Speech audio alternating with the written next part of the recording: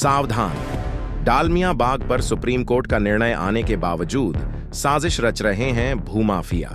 वृंदावन के डालमिया बाग का सिर्फ एमओयू साइन करके हजारों करोड़ रुपए हड़प चुके भूमाफिया अब एक तीर से कई निशाने साधने की कोशिश में लगे हैं। इसके लिए वह नित्य नई साजिशें रच रहे हैं और इन साजिशों के तहत इस तरह की अफवाहें फैला रहे हैं जिससे एक ओर इनके जाल में फंसे बैठे लोगों की उम्मीद न टूटे और दूसरी ओर नए निवेशकों को टोपी पहनाई जा सके। गौरतलब है कि योगीराज श्री कृष्ण की क्रीड़ा स्थली के बेशकीमती इलाके छठीकरा रोड पर स्थित डालमिया बाग से भूमाफिया द्वारा रातों रात 454 हरे दरख्त काटे जाने का मामला जब नेशनल ग्रीन ट्रिब्यूनल एनजीटी के बाद सुप्रीम कोर्ट भी पहुंचा तो सुप्रीम कोर्ट ने इस पर बेहद सख्त रुख अपनाते हुए आरोपियों पर न केवल भारी जुर्माना लगाया बल्कि किसी भी किस्म के निर्माण पर रोक के साथ साथ पर्यावरण की भरपाई के लिए हजारों नए पेड़ लगाने का भी आदेश दिया।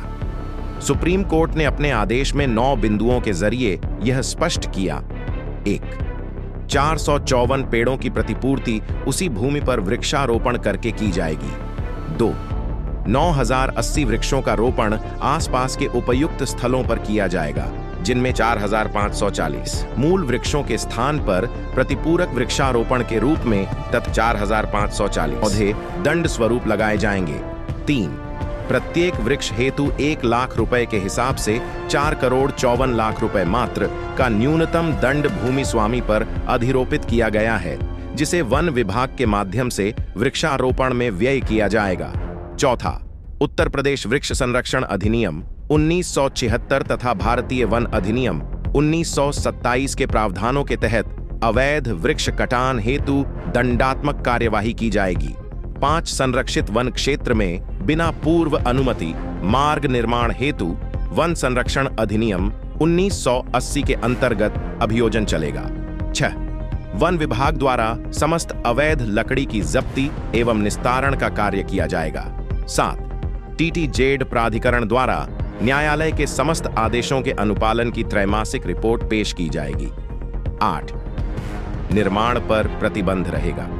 9. अवमानना के लिए पृथक दंड पर भी विचार किया जाएगा। फिर एनजीटी ने भी सुप्रीम कोर्ट के आदेश की रोशनी में अपने यहां लंबित याचिकाओं का निस्तारण करते हुए कहा, चूंकि डालमिया बाग से सैकड़ों हरे पेड़ काटे जाने पर सर्वोच्च न्यायालय द्वारा पारित आदेश याचिकाकर्ता द्वारा प्रस्तुत सभी बिंदु कवर करता है, इसलिए अब एनजीटी के समक्ष इस विषय में कोई स्वतंत्र विवाद शेष नहीं रह जाता।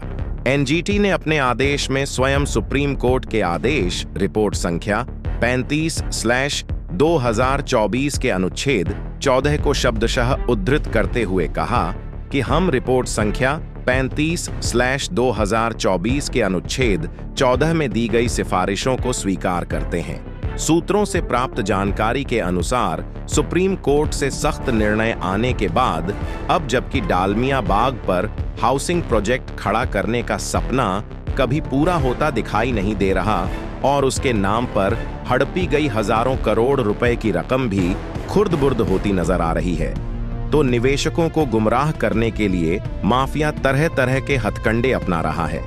नई जानकारी के अनुसार माफिया के गुर्गे न केवल इस तरह की अफवाह फैला रहे हैं कि सुप्रीम कोर्ट से वह जल्द बड़ी राहत पा लेंगे, इसलिए हाउसिंग प्रोजेक्ट का काम भी शीघ्र शुरू हो जाएगा, बल्कि वह नए निवेशकों को भी लालच दे रहे हैं कि वह पुराने रेट में सौदा करने का सुनहरा मौका न चूके।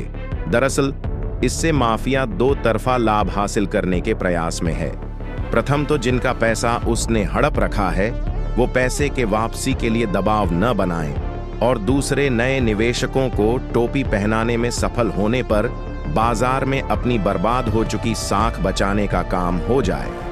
माफिया के गुर्गों ने इसके लिए बाकायदा यह प्रचारित करना प्रारंभ कर दिया है कि गुरु कृपा हाउसिंग प्रोजेक्ट पर जल्द काम शुरू होने वाला है, क्योंकि अधिकांश कानूनी बाध्यताओं को पूरा किया जा चुका है। माफिया द्वारा फैलाई जा रही अफवाहों का आलम यह है कि उसके गुर्गे अपनी आंखों से काम शुरू होते देखकर आने का दावा करते हैं, जिससे शक की कोई गुंजाइश न रहे, जबकि हकीकत इसके ठीक उलट है।